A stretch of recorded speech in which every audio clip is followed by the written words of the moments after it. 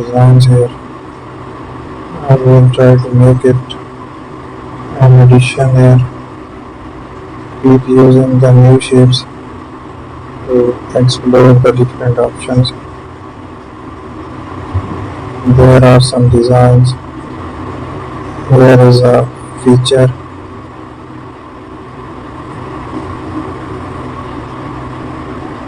So we will take another shape, add a new design to use it, explore the different features, add another paint here, use the pattern style.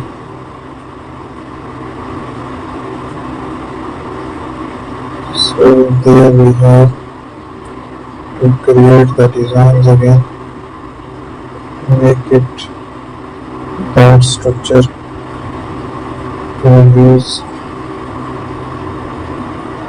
an eraser tool there.